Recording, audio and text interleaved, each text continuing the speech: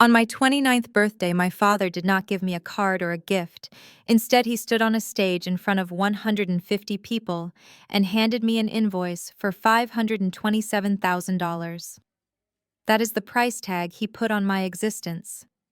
My mother ripped my graduation photos off the wall and threw them into a fire pit, while my sister live-streamed my humiliation to her 50,000 followers. They handed me a bill for every cent they wasted raising me and told me to pay up or get out. They thought they were breaking me. They thought I was just their failure of a daughter who worked a dead-end assistant job. What they did not know was that I had already bought the building they were standing in. Before I tell you how I turned their greed into my greatest weapon, please like and subscribe if you have ever had to fight for your place in your own family. Let me know in the comments where you are watching from. The air in Buckhead always smells like old money and manicured azaleas, but that night it smelled like expensive perfume and judgment. I parked my 10-year-old sedan 3 blocks away from my parents' estate to avoid the valet judging me. Walking up the long driveway, I could hear the clinking of crystal glasses and the soft hum of a jazz quartet. My stomach twisted into a knot, not because I was nervous, but because I knew exactly what was waiting for me. This was supposed to be a birthday dinner. At least that is what the invitation said. But as I stepped through the massive double doors of the mansion, I knew immediately that I was not the guest of honor. I was the prop. The foyer was filled with people. Not family, not friends, but business partners from my father's megachurch and socialites my mother was trying to impress. I stood there in my simple beige dress and sensible flats, feeling like a stain on a white silk sheet. I took a deep breath and tried to blend into the shadows near the coat check, but I was not fast enough. Amara. My mother's voice cut through the jazz music like a serrated knife. Loretta stood at the top of the grand staircase looking like a queen in emerald velvet. She did not smile. She descended the stairs with a tightness in her jaw that only I recognized. She marched straight up to me, and before I could even say hello, she grabbed my arm. Her grip was iron masked by a soft touch for the onlookers. "What on earth are you wearing?" she hissed through her teeth while maintaining a fake smile for the passing guests. "I told you this was a black tie event, Amara. You look like you are here to serve the hors d'oeuvres, not attend the party." I tried to pull my arm away gently. "I came straight from work, Mom." The traffic on the connector was terrible. She looked me up and down, her eyes lingering on my hair with disdain. I wore my hair natural, a thick halo of curls that I was proud of. But to Loretta, natural hair was an act of rebellion. It was unpolished, it was not elite, and that hair, she whispered, leaning in close, so only I could hear the venom. "I offered to pay for a silk press. I offered to buy you a decent wig. But you insist on walking around looking like a political statement. Do you know who is here tonight? The board of directors, the city council. And you show up looking like this. You are embarrassing us, Amara." Again. She reached up and aggressively tucked a curl behind my ear, her nails digging into my scalp. It was a microaggression I had felt 1,000 times since childhood. The message was clear. You are not enough. You will never be enough.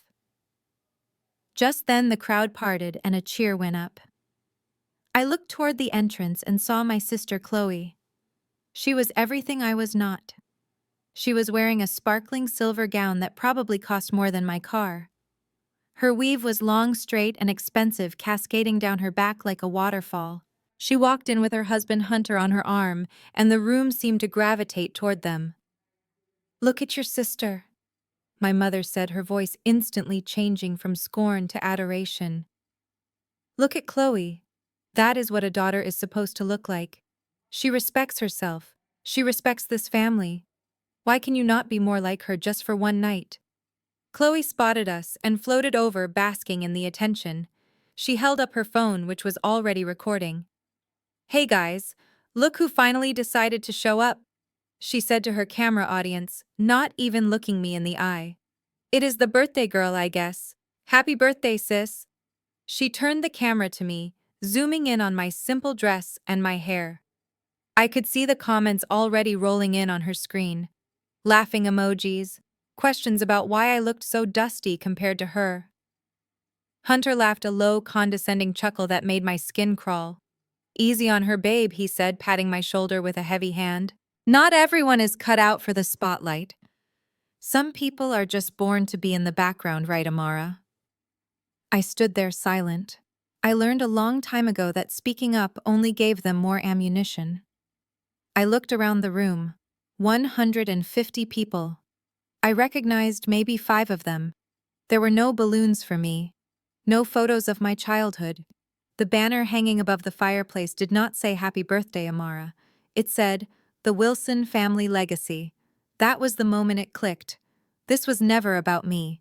My birthday was just an excuse. A convenient date on the calendar for my father to host a donor dinner and for my mother to show off her perfect life. I was just the contrast. The shadow needed to make Chloe shine brighter. The failure needed to make their success look even more impressive. Go find a drink, my mother said, dismissing me with a wave of her hand as a photographer approached them. And try to stay out of the official photos. We need these for the church newsletter, and I want the aesthetic to be cohesive. She turned her back on me instantly, wrapping her arm around Chloe and Hunter. The photographer snapped away, capturing the perfect trio.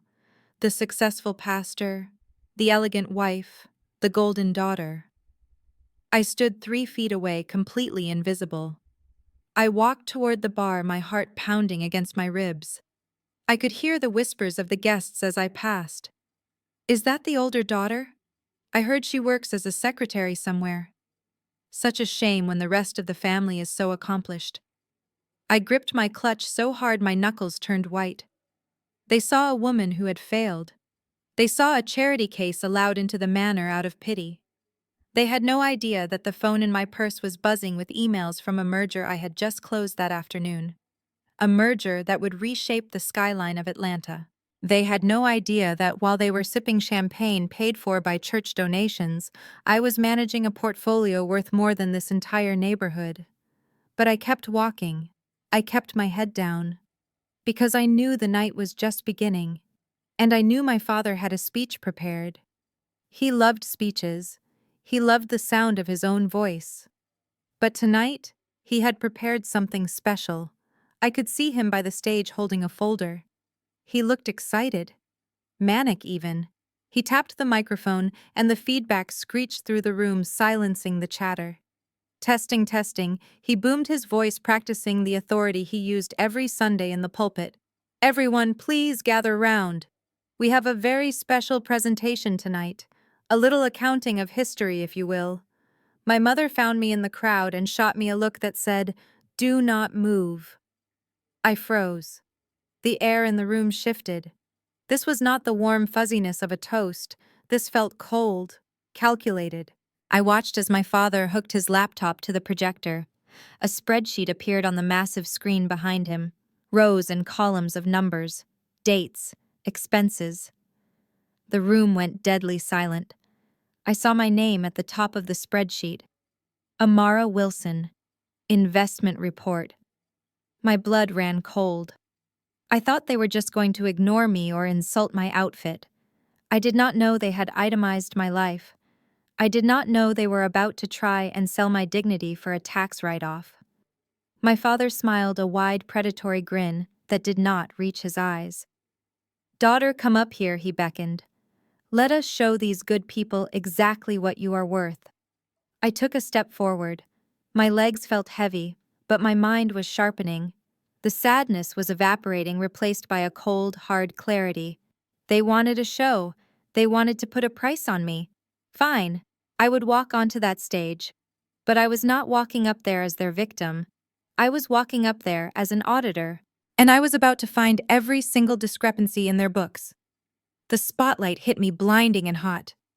I felt every eye in the room burning into my back as I ascended the 3 small steps to the platform where my father stood. He did not offer me a hand. Instead, he gestured to the screen behind us, like a showman unveiling a new car. A collective gasp rippled through the room as the projector beamed a high-definition spreadsheet onto the wall. The numbers were large, bold, and red. At the bottom right corner, circled in thick lines, was the grand total. $527,450.12. I stared at the number. It was so specific, so calculated. My father Desmond adjusted his microphone and the feedback whine made a few guests wince. He looked out at the crowd of 150 people, his face glowing with a mix of pride and malice. He was in his element. To him, this was not cruelty. This was a sermon. Brothers and sisters. He began, his voice booming with that familiar preacher cadence. We often talk about stewardship. We talk about investing the talents God gave us. But what do you do when an investment yields no return? What do you do when you pour capital into a venture for 29 years and the balance sheet still comes up red? He picked up a laser pointer. The red dot danced across the screen, landing on a row labeled 1998. Look at this line item here. Orthodontics, $6,000. We paid top dollar to fix her teeth, hoping a winning smile would help her marry well, help her secure a future. But look at her now. She barely smiles. That is $6,000 down the drain. A ripple of nervous laughter moved through the room. My sister Chloe, who was sitting in the front row, giggled loudly, encouraging him. My father fed off that energy. He moved the laser pointer down. Private tutoring, $4,000. Piano lessons, $8,000. We tried to give her culture. We tried to give her refinement. But you cannot polish a stone and expect it to become a diamond, can you? All that money spent just for her to end up fetching coffee for middle managers. It is a tragedy, really. A fiscal tragedy. I stood there, statue still. My hands were clasped in front of me. A younger version of me would have crumbled. I would have cried and begged him to stop. I would have run off the stage in shame. But the Amara standing there tonight was not a scared little girl. I was a senior risk assessor for Atlas Capital. I dealt with hostile takeovers and corporate raiders every single day. As I looked at that spreadsheet, I did not see a debt. I saw something else entirely. I saw evidence. My mind began to race, not with panic, but with analysis. He had listed groceries. He had estimated the cost of the food I ate as a toddler. He had listed the gas money for driving me to school. He had listed the cost of my clothes. He had monetized his own fatherhood, and in doing so, he had just admitted to the IRS that he viewed raising a child as a business transaction. My father turned to face me, the laser pointer now aiming at my chest like a sniper scope. You see, Amara, this family is a brand. The Wilson name means excellence. It means success. Your sister Chloe understands that. Your brother-in-law Hunter understands that. But you are a liability. You are a bad debt that we have carried on our books for too long. Then came the moment that made the air leave the room completely. My mother Loretta stepped onto the stage. She was holding something in her hands. It was a silver picture frame. I recognized it immediately. It was my college graduation photo. It was the only photo of me displayed anywhere in the house, and it had been tucked away in a dark corner of the library. In the photo, I was wearing my cap and gown, smiling genuinely, holding my degree. It was the one moment in my life I thought they might be proud of. Loretta walked over to the portable gas fireplace that had been set up as a prop for the stage design. The flames flickered blue and orange behind glass. She looked at the photo, then looked at the crowd. We are entering a new season, she announced, her voice smooth and cold. A season of shedding dead weight. We are clearing the clutter to make room for blessings. And sometimes you have to burn the past to secure the future. Without a second of hesitation, she tossed the silver frame into the fire pit. There was a loud crack as the glass shattered in the heat. The photo curled and blackened.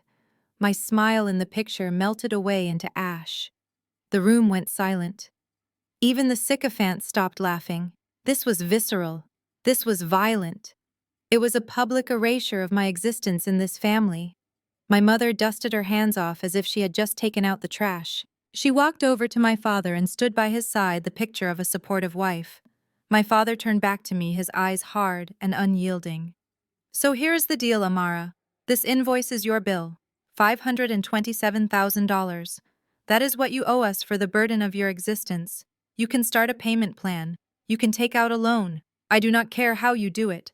But until this debt is settled, you are no longer welcome at our table. You are no longer a Wilson. He pulled a folded paper from his jacket pocket and slapped it against my chest. I instinctively grabbed it. It was a printed copy of the invoice. "Pay up or get out," he sneered. The silence stretched on for what felt like an hour. I looked down at the paper in my hand. Then I looked at the burning remains of my photo. Then I looked at the crowd. I saw pity in some eyes. I saw mockery in others. But mostly I saw relief. They were relieved it was me up there and not them. I did not scream. I did not throw the paper back in his face. I simply took out my phone. My father frowned, confused by my action. "What are you doing putting it on your little payment app?" he mocked. I did not answer. I held the phone up and snapped a high-resolution photo of the invoice in my hand, capturing my father's signature at the bottom. Then I turned slightly and snapped a photo of the screen behind us, ensuring the breakdown of expenses was legible. Finally, I took a video of the fire pit where my graduation photo was still smoldering.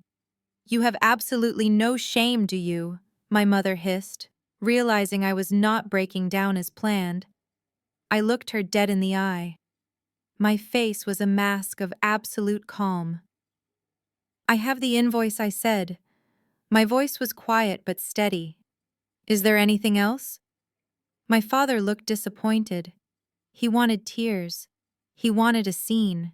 He wanted me on my knees begging for forgiveness for being a disappointment. My lack of emotion was robbing him of his climax. "Get out of my sight," he growled, waving his hand dismissively. "And do not come back until you have a check." I turned around. As I walked down the steps, I could feel the adrenaline vibrating in my fingertips. They thought they had just ended me. They thought they had stripped me of my value. But as I walked through the parting crowd, clutching that invoice like a winning lottery ticket, I knew the truth. They had just handed me the most powerful weapon I could have ever asked for. They wanted to talk about accounting. They wanted to talk about debts and liabilities. Fine. I would give them a lesson in forensic accounting they would never forget. The party was just getting started, but the celebration was already over. I was still processing the weight of the invoice in my hand when the next blow landed.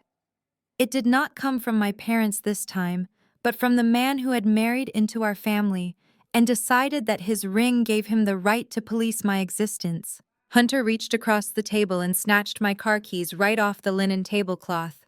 The sound of the metal hitting his palm was sharp and final. He held the key fob up to the light, dangling it like a prize he had won at a carnival. It was the key to my SUV. The car I had paid for. The car I drove to work every single day. "You won't be needing these anymore, Amara," he said, his voice loud enough to carry to the back of the room. "My father and I had a little chat this morning. Since you are so deep in debt to this family, we decided it was only fair to liquidate some of your assets. He signed the title over to me about an hour ago. Consider it a down payment on that $500,000 you owe." He tossed the keys to a valet standing nearby who caught them with a nervous look. "Take it around back," Hunter ordered. "My wife needs a new run-around car for her shopping trips." He turned back to me, a smug grin plastered across his face.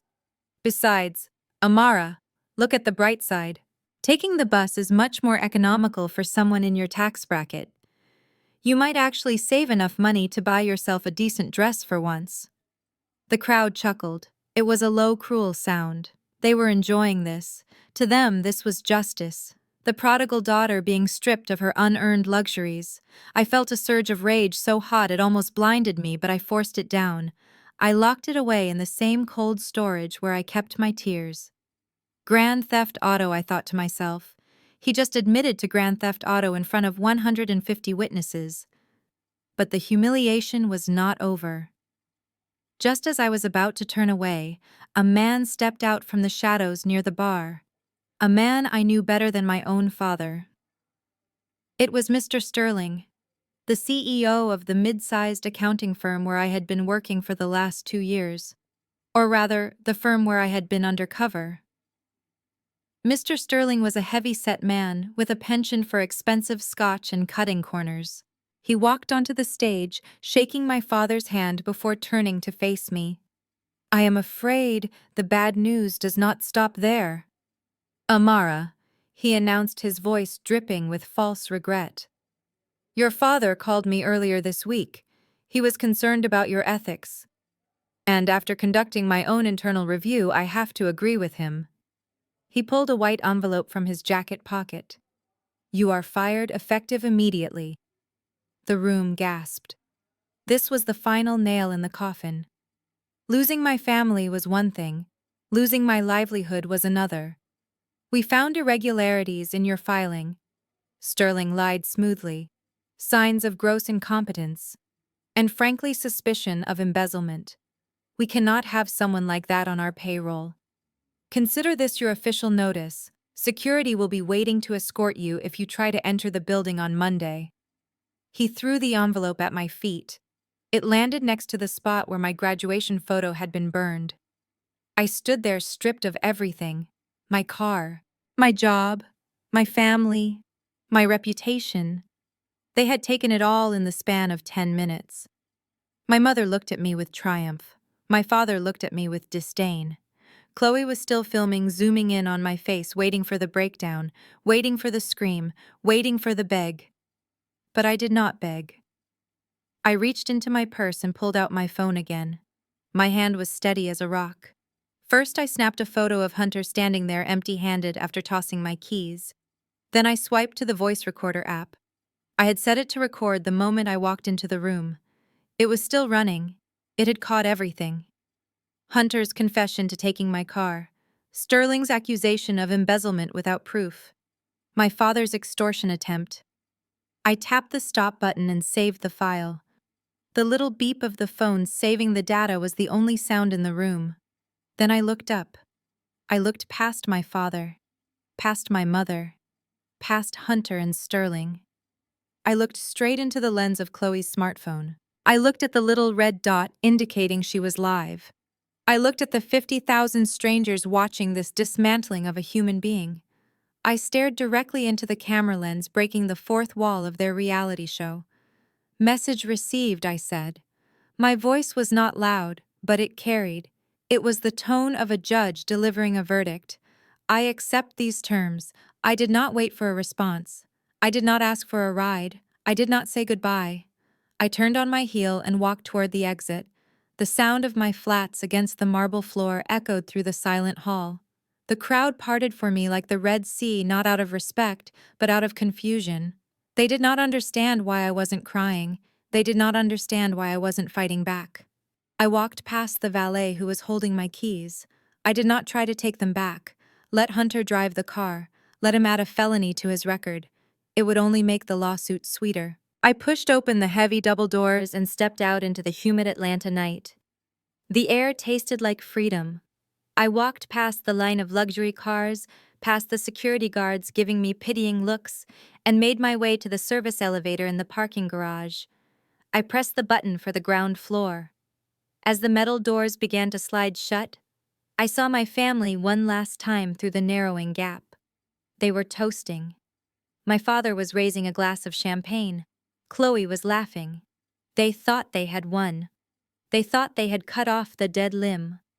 As the doors clicked shut, sealing me inside the metal box, the mask finally dropped. I let out a breath I had been holding for 29 years. And then slowly, terrifyingly, I began to smile. It wasn't a happy smile. It was a cold, sharp expression. The kind of smile a shark gives before it breaches the water. They wanted an accounting. They wanted to talk about numbers and debts. I pulled my phone out and dialed a number I had on speed dial. It rang once. "Yes, Ms. Wilson," a crisp voice answered. "It is time," I said, my voice devoid of any warmth. "Release the audit, freeze the assets, and call the IRS. I want the investigation to start tonight." I leaned back against the cool metal wall of the elevator as it descended. I was no longer Amara, the disappointed daughter. I was Amara the executioner, and I had a lot of work to do. While my family was popping bottles of champagne to celebrate cutting off the dead weight, I was stepping into a private elevator that required a biometric retina scan to access the 45th floor. Down at the mansion in Buckhead, my father was likely regaling his guests with stories of his tough love parenting, telling anyone who would listen that he had finally put his foot down. They probably imagined me sobbing in a motel room or sleeping in the back seat of a rental car. They pictured me counting quarters for a vending machine dinner. The thought of my misery was the garnish on their celebration. But 20 miles away in the heart of Midtown Atlanta, I walked into a living room that was larger than the entire ground floor of my parents' house. The floor-to-ceiling windows offered a panoramic view of the city skyline, a glittering ocean of lights that I had conquered years ago. I kicked off my flats and walked across the imported Italian marble floor. I did not turn on the lights. I did not need to. The glow of the city was enough. I walked straight to my home office. It was not a corner desk in a bedroom. It was a command center. 4 curved monitors hummed to life as I touched the trackpad. The screen did not show a resume for a desperate job hunter. It showed the live global markets. It showed the portfolio of Atlas Capital, the private equity firm where I was not an assistant, but the youngest managing partner in the firm's history. A soft knock came at the door. "Enter," I said, my voice dropping the submissive tone I had used for years around my mother. Julian, my personal assistant, walked in. He was impeccably dressed in a tailored navy suit, holding a tablet and a double espresso.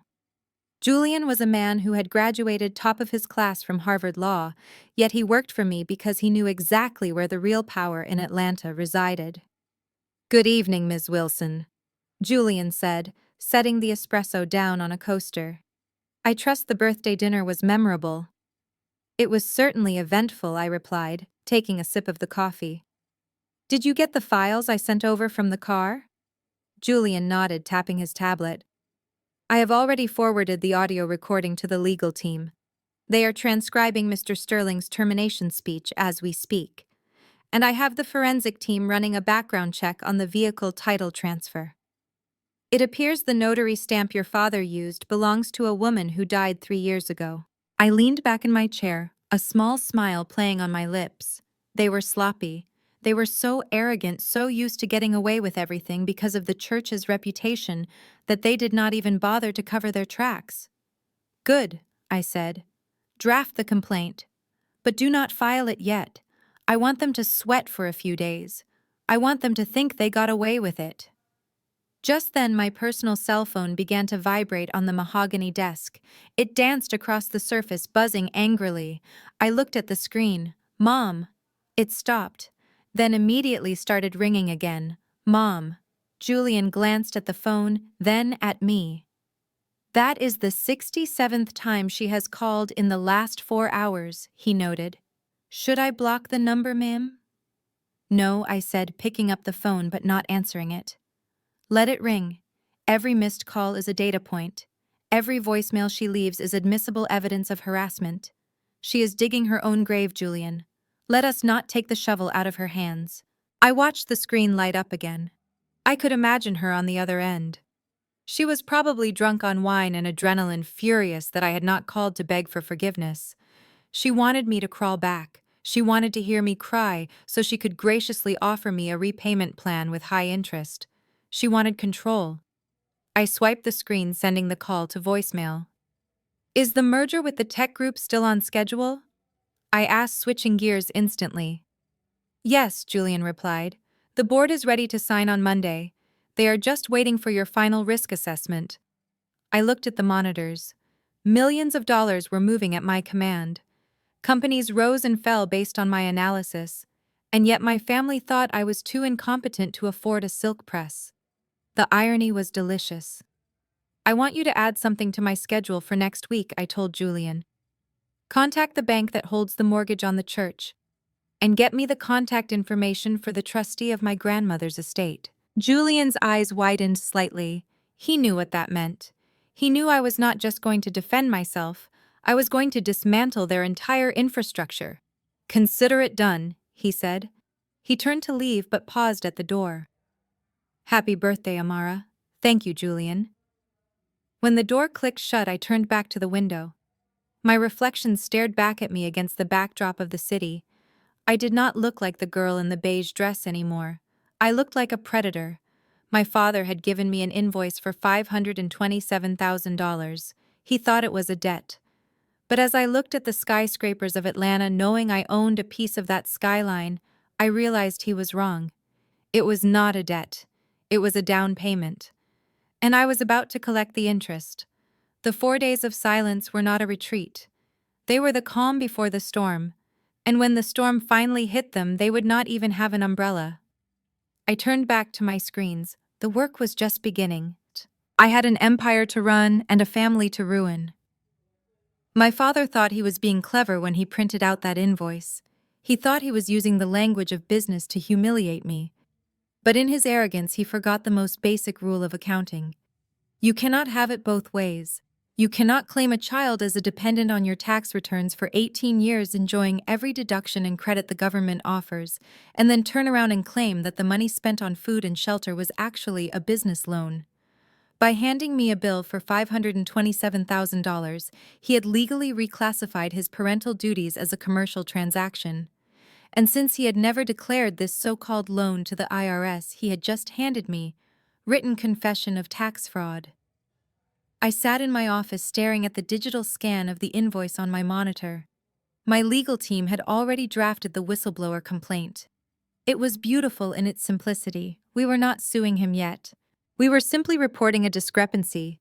I attached the photo of the invoice. I attached the video of him on stage declaring the specific amount.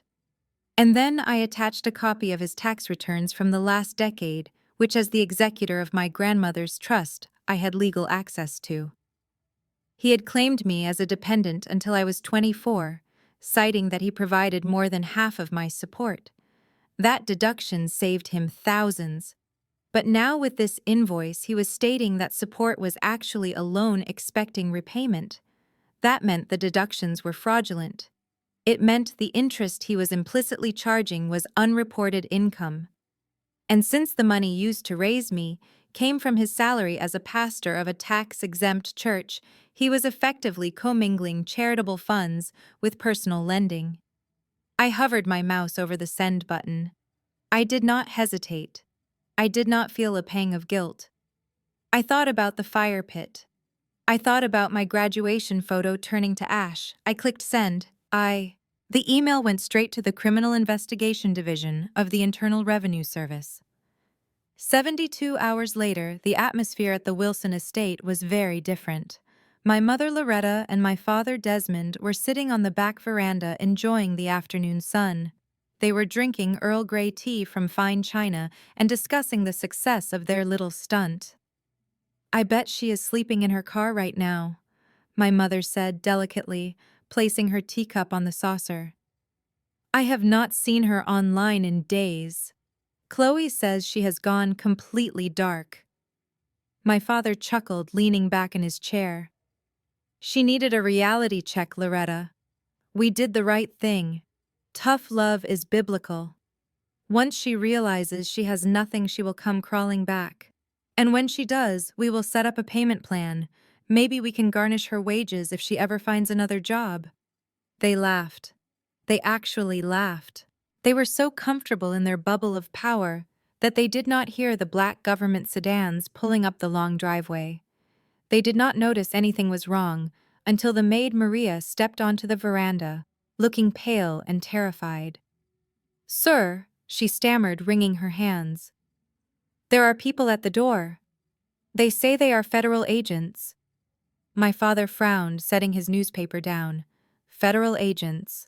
Probably just a donation inquiry or a security detail for the senator. Show them in, Maria. But Maria did not have to show them in. 3 agents in dark suits stepped onto the veranda. They did not look like donors. They did not look friendly. The lead agent, a woman with sharp eyes and a badge clipped to her belt, walked straight up to the table. "Desmond Wilson?" she asked. My father stood up, buttoning his jacket, trying to summon his pulpit authority. "I am Pastor Wilson. To whom do I owe the pleasure of this visit? I am Special Agent Miller with the IRS Criminal Investigation Division, the woman said. She did not offer a handshake. Instead, she handed him a thick stack of documents. We are serving you with a notice of audit. Effective immediately, all your personal assets and the assets of the Wilson Family Trust have been frozen pending a federal investigation into tax evasion and wire fraud. My mother dropped her teacup. It shattered on the stone patio, the sound echoing like a gunshot. This is ridiculous. My father sputtered, his face turning a deep shade of red. I am a pillar of this community. My finances are impeccable. Who authorized this harassment? Agent Miller looked at him calmly. We received credible evidence regarding unreported income and the misclassification of funds, specifically a commercial invoice for $527,000 issued to an Amara Wilson. My father's face went from red to white in a split second. He looked at the agents, then he looked at my mother. The realization hit him like a physical blow. The invoice, the prop he had used to shame me, the weapon he thought was so clever, it had just boomeranged back to cut his throat. You cannot use that, he stammered. That was just a family matter. It was a lesson. The IRS does not deal in lessons, Pastor Wilson, Agent Miller replied. We deal in documentation. You created a financial document claiming a debt. We are simply following the paper trail you started. Now, if you will excuse us, our team needs to secure your home office. Do not touch any computers or shred any documents. That would be obstruction of justice. My mother stood up, trembling. You cannot go in there. We have a dinner party tonight. You cannot freeze our accounts. How are we supposed to pay the caterers? Your accounts are already frozen, Mrs. Wilson, the agent said. I suggest you cancel the party. As the agents walked past them into the house, my parents stood frozen on the veranda. The tea was still steaming on the table. The sun was still shining, but their world had just tilted on its axis. My father slumped back into his chair, clutching the audit notice. His hands were shaking. She did this, he whispered. Amara did this. My mother looked at him, her eyes wide with a fear she had never known before. For the first time in her life, she was not in control. She reached for her phone to call their lawyer, but the call failed.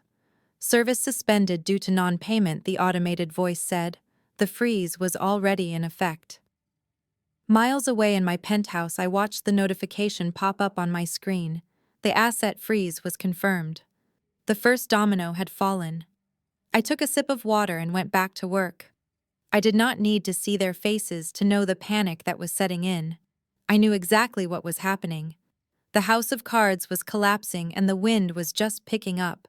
They wanted me to pay a bill. Well, I just sent them the receipt. While my parents were staring down the barrel of a federal tax audit, Hunter was busy living out his fantasy of being a wealthy man of leisure. He drove my black SUV through the wrought iron gates of the exclusive Rolling Hills Country Club, honking at the guard, who he usually ignored. Hunter had always felt like he belonged in these circles. He wore the right polo shirts. He smoked the right cigars. He laughed at the right jokes. But deep down, he knew he was a fraud. He was living on his wife's allowance and his father-in-law's charity. But today was different. Today, he had a car. He parked the SUV right in front of the clubhouse next to a row of Porsches and Mercedes. He stepped out, adjusting his sunglasses, making sure the valet saw him. Keep it close, kid, he told the valet, tossing him a $5 bill. I might need to leave early. He walked toward the first tee where his golf partners were waiting. There was Brent, a real estate developer, and Chad, a hedge fund manager. These were the men Hunter desperately wanted to impress. The men who actually made money while Hunter just pretended to manage assets. New ride, Hunter, Brent asked, eyeing the SUV. I thought you were a sedan guy. Hunter laughed, a loud practice sound that was meant to project confidence. Just picked it up, he lied, leaning on his driver. My sister-in-law was underwater on it. Poor girl could not keep up with the maintenance. So I did the family a favor and took it off her hands. You know how it is. Sometimes you have to bail out the less fortunate branches of the family tree. Chad nodded sympathetically. That is generous of you, Hunter. Family can be such a burden. They teed off. Hunter sliced his drive into the rough, but he did not care. He felt invincible. He had humiliated Amara. He had a new car. And he was sure that with Amara out of the picture, the family money would flow even more freely to him and Chloe. He was already mentally spending the inheritance. They were on the fourth hole, a beautiful par 5 lined with ancient oak trees, when the illusion shattered. The sound of sirens cut through the quiet afternoon air. Usually sirens were background noise in Atlanta, but these were getting louder. And they were getting closer. Hunter ignored them, lining up his second shot. Probably a medical emergency at the clubhouse, he said dismissively. Some old-timer probably had too much gin and a heat stroke. But the sirens did not stop at the clubhouse. Blue and red lights flashed through the trees. Tires screeched on the cart path. 2 police cruisers tore across the manicured fairway, ignoring the pristine grass, leaving deep, muddy tracks in their wake. "What the hell?" Brent shouted, jumping back as a cruiser skidded to a halt 10 yards away from them. Hunter stood there holding his 7-iron, confused. He looked at the police cars, then he looked at his friends. "Must be a misunderstanding," he muttered. "Maybe they are looking for a trespasser." A police officer stepped out of the lead vehicle. He was a large man with sunglasses and a hand resting on his holster. He did not look like he was looking for a trespasser. He looked directly at Hunter. "Hunter Davis," the officer shouted over the engine noise. Hunter forced a smile and took a step forward, dropping his club. "That is me, officer. Is there a problem?" "Do you know who my father-in-law is?" "I do not care who your father-in-law is," the officer barked, closing the distance. "Step away from the golf cart and keep your hands where I can see them." Hunter laughed nervously, looking at Chad and Brent for support. His friends, however, had taken several steps back, distancing themselves from the blast radius. "This is ridiculous," Hunter said, his voice pitching up an octave. "I am a member here. You cannot just drive onto the fairway like this." "We have a warrant for your arrest, Mr. Davis," the officer said, pulling a pair of handcuffs from his belt. "Grand theft auto, possession of stolen property, and driving a vehicle reported as involved in a felony." "Theft," Hunter spluttered. He turned pale. "You mean the SUV? That is not theft. That was a gift. My father-in-law gave it to me. I have the papers." He reached for his back pocket, but the officer drew his taser. "Do not reach," the officer yelled. "Turn around. Hands behind your back. Now." Hunter froze. The reality of the situation crashed down on him. He slowly turned around, his face burning with humiliation. He could see the other golfers on nearby holes stopping to watch. He could see the clubhouse balcony lined with spectators. "It is a mistake," he whined as the cold metal cuffs clicked onto his wrists. "My wife's sister, Amara, she is crazy. She is just jealous. Her father signed the title over to me." The officer spun him around and marched him toward the cruiser. "We checked the title, Mr. Davis. The vehicle is registered solely to Amara Wilson, and unless Amara Wilson was the one who signed that paper, you are holding a forged document. Taking a car without the owner's consent is theft." "But she was there." Hunter pleaded, his dignity completely gone. "She saw me take the keys. She did not say anything." "Silence is not consent," the officer said, shoving him into the back seat. "And forgery is a felony." As the door slammed shut, Hunter pressed his face against the glass. He saw Brent and Chad shaking their heads, picking up their golf bags and walking away. They would not be visiting him in jail. They would not be calling his lawyer. He was social poison now. Inside the cruiser, the air conditioning was blasting, but Hunter was sweating profusely. He looked at the partitions separating him from the officers. He thought about the dinner party. He thought about how good it felt to snatch those keys from the table. He thought about how he had mocked Amara for taking the bus. And then he realized something terrifying. Amara knew. She knew the moment he took those keys that he was walking into a trap. She did not stop him because she wanted him to do it. She wanted him to drive that car. She wanted him to feel safe. She let him drive it for 4 days, just so she could have him arrested in front of the very people he tried so hard to impress. Amara, he screamed, hitting the glass with his shoulder. Amara, you witch! You set me up! The officer in the front seat just turned up the radio, drowning out his screams.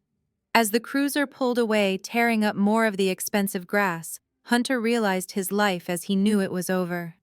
He was not the golden son-in-law anymore. He was a thief. And he was about to find out that in the state of Georgia, grand theft auto carried a sentence that no amount of prayer or family connections could fix. The golf game was over. The real game had just begun, and he was losing badly. The fluorescents inside the booking area of the Atlanta precinct hummed with a low headache-inducing buzz. The air smelled of stale coffee and industrial cleaner, but to my mother, Loretta, it smelled like an insult. She stood at the front desk, clutching her Chanel bag like a shield, demanding to speak to the manager as if she were returning a defective blender at a department store. My father, Desmond, paced behind her, muttering about political connections and how he played golf with the mayor. They were furious not because Hunter had committed a crime, but because they had been inconvenienced. They were still living in a world where the Wilson name was a get-out-of-jail-free card. My sister Chloe was sitting on a plastic bench crying. But she wasn't crying for her husband, who was currently being fingerprinted. She was crying because she had to sit on a plastic bench. She was frantically deleting photos from her Instagram, trying to scrub the evidence of the stolen SUV before her followers realized her life was a lie. "Where is she?" my mother shrieked at the desk sergeant, who looked like he had not slept in 3 days. "Where is Amara? I know she is behind this. She is the one who filed the false report. When I get my hands on her, I will make sure she never works in this town again." The sergeant did not even look up from his paperwork. "Take a seat, ma'am," he said in a tone that suggested he had dealt with far scarier people than a suburban pastor's wife. Then the automatic glass doors at the entrance slid open.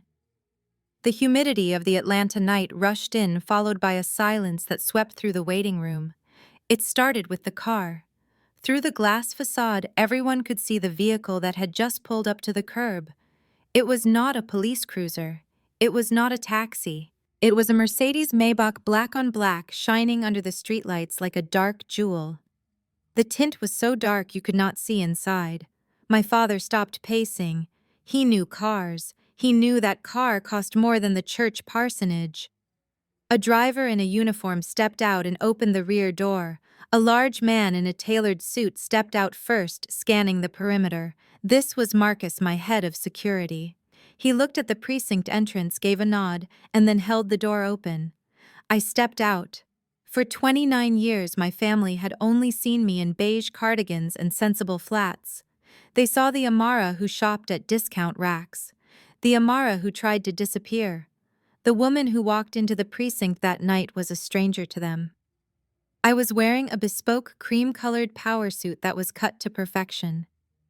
My hair was no longer pulled back in a messy bun, but styled in glorious, voluminous curls that framed my face. I wore oversized designer sunglasses even though it was night because I could. And on my feet were red-bottomed heels that clicked against the linoleum floor with the rhythm of a war drum. My mother actually gasped. She took a step back, her hand flying to her mouth. She did not recognize me at first. She thought I was a celebrity or a high-profile attorney. But then I took off the sunglasses. "Amara," she whispered, the name getting stuck in her throat. The shock on their faces was visceral. It was as if they were looking at a ghost, a very wealthy ghost. My father's jaw went slack. Chloe looked up from her phone, her eyes widening as she took in the details of my outfit. She knew fashion. She knew the bag I was carrying was a limited edition Birkin. She knew the watch on my wrist cost more than her husband's annual salary. The jealousy that flashed across her face was so potent I could almost taste it. I did not look at them. I did not acknowledge their presence. I walked straight toward the intake desk, my heels echoing in the silent room. Marcus walked a step behind me, a silent, imposing shadow. "Amara." My mother finally found her voice. The shock was replaced by her instinctual need to dominate me. "How dare you show your face here?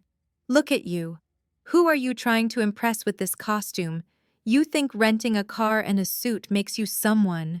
You are nothing. You are a thief who put your brother-in-law in a cage. She lunged toward me, her hand raised as if to grab my arm the way she had at the party. She wanted to shake me. She wanted to physically reduce me back to the scared little girl she controlled. But she never touched me. Marcus stepped in front of me with the speed of a cobra. He did not shove her. He simply occupied the space where she wanted to be, creating a wall of muscle and expensive fabric. "Step back, ma'am," Marcus said. His voice was low, calm, and absolutely terrifying. My mother froze. She looked up at Marcus, then at me. "Amara, tell your hireling to move," she demanded, though her voice trembled. "Tell him who I am. I am your mother." I stopped. I turned my head slowly and looked at her. I did not see a mother. I saw a woman who had burned my photos. A woman who had stood by while I was humiliated. "I do not know this woman," I said to Marcus. My voice was cool, detached. It was the voice I used when rejecting a bad investment proposal. "Keep her away from me." My mother's face turned a color I had never seen before, a mix of purple and gray. "You do not know me," she screeched. "I gave birth to you. I made you." I turned back to the desk sergeant. He was staring at me, his mouth slightly open. I reached into my bag and pulled out a gold-embossed business card. "I believe Chief Henderson is expecting me," I said. The sergeant's eyes widened as he looked at the card. He picked up his phone immediately. "Yes, sir. Ms. Wilson is here." "Yes, sir. Right away." He hung up and buzzed the heavy security door that separated the lobby from the inner sanctum of the precinct. "Go right on back, Ms. Wilson. The chief is in his office."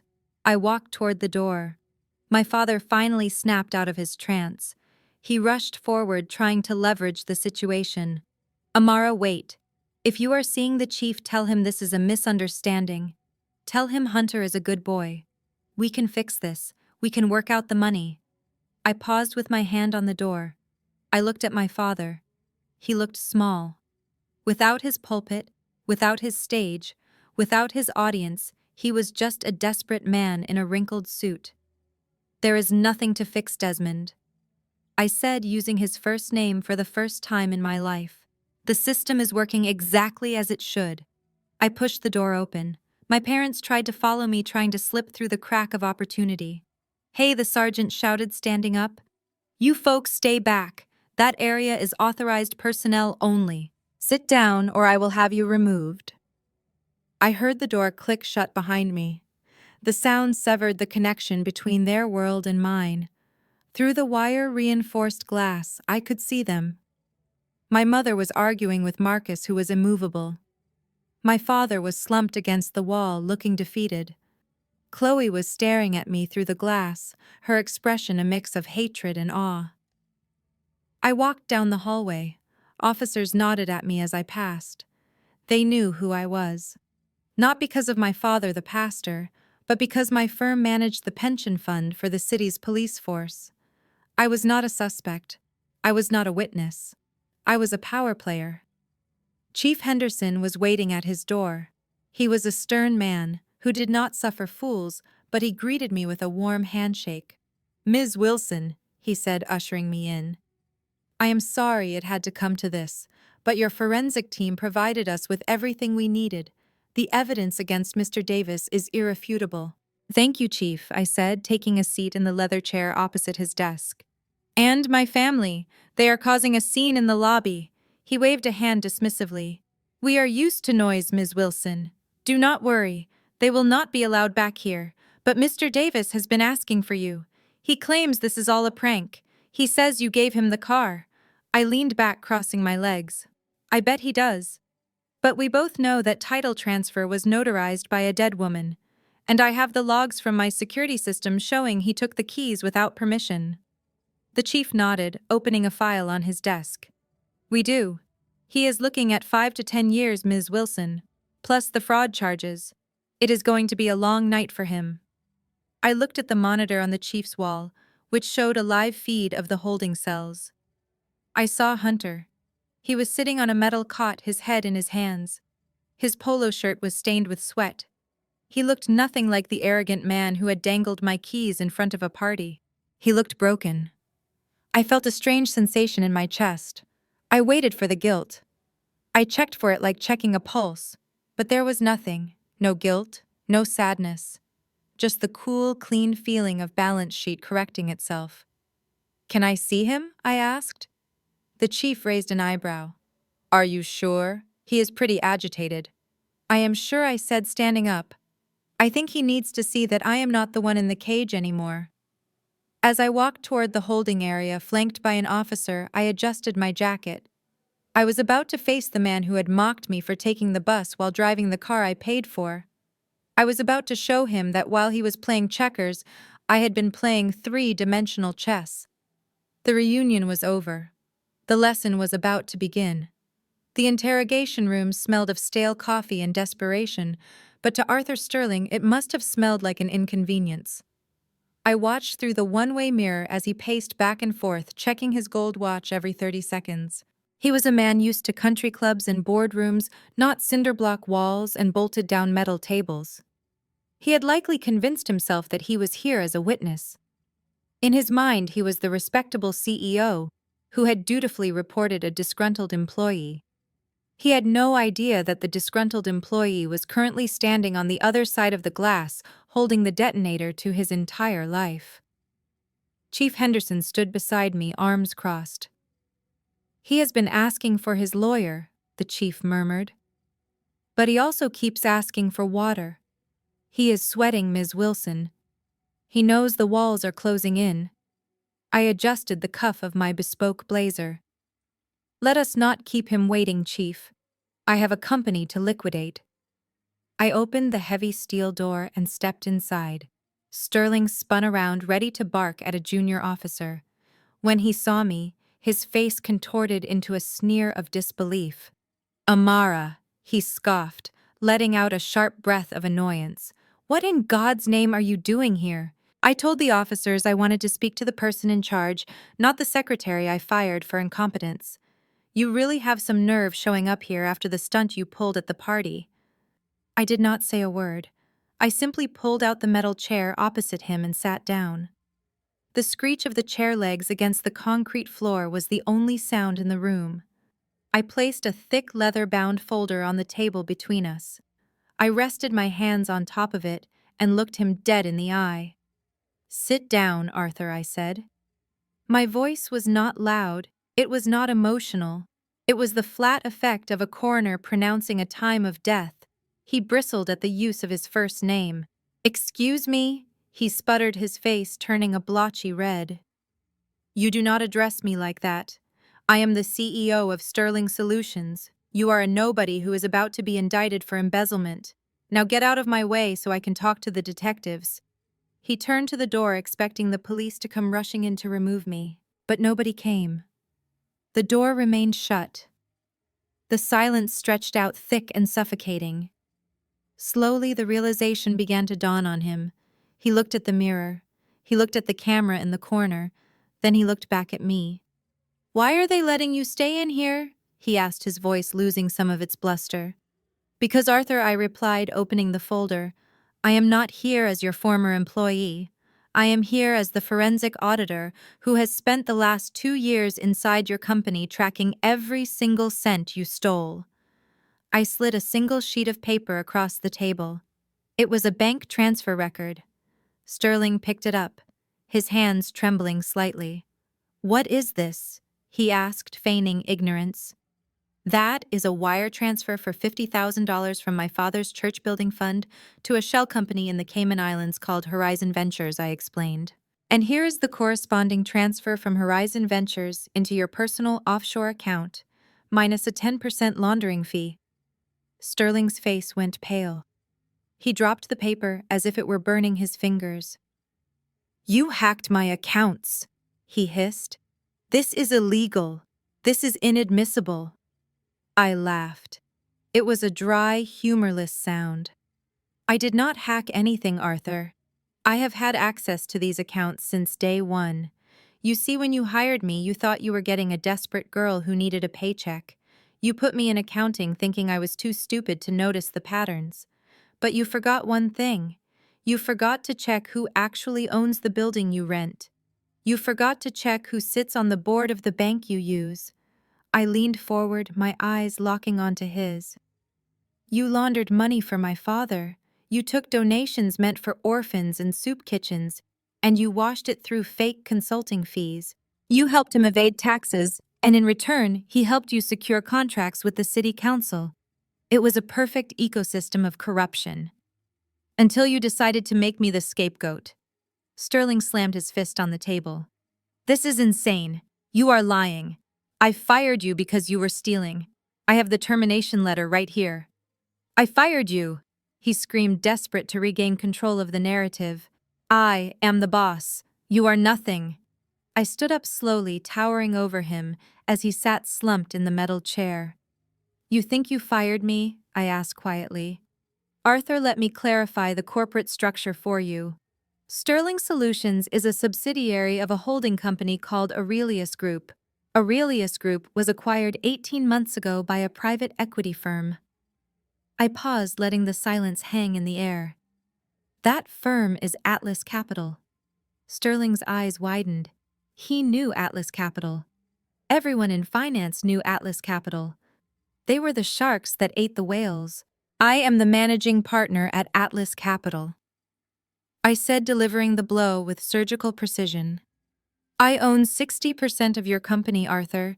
I have owned it for over a year.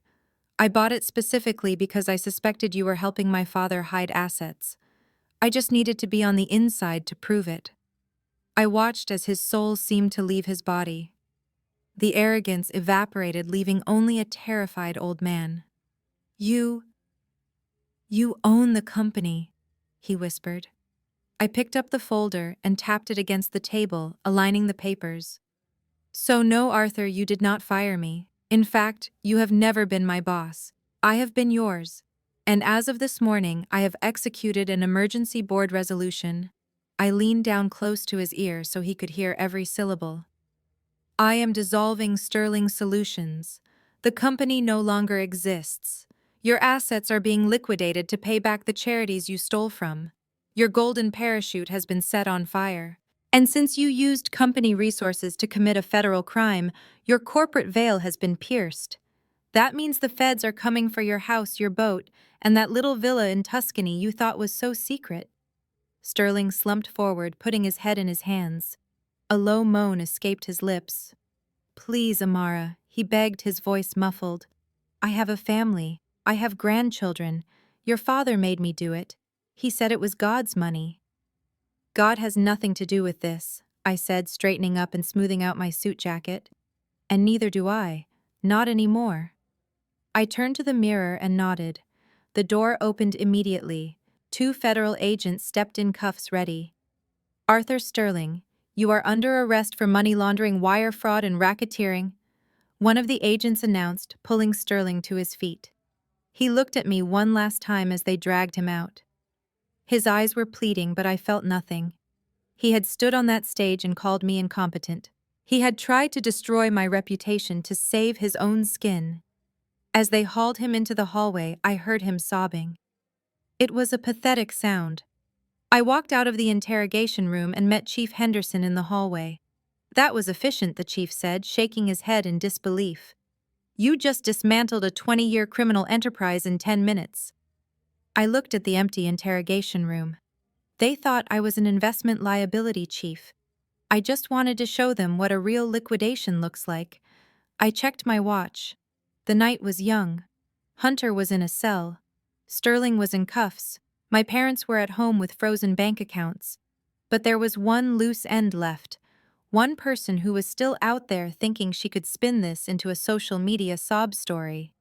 My sister Chloe. I turned to Marcus, my security chief. Get the car, Marcus. We have one more stop to make. Where to, Miss Wilson? Marcus asked. My penthouse, I said.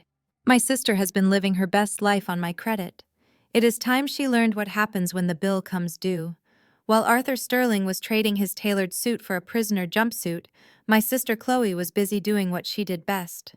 She was playing the victim to an audience of strangers. I sat in the back of my car watching her live stream on my tablet.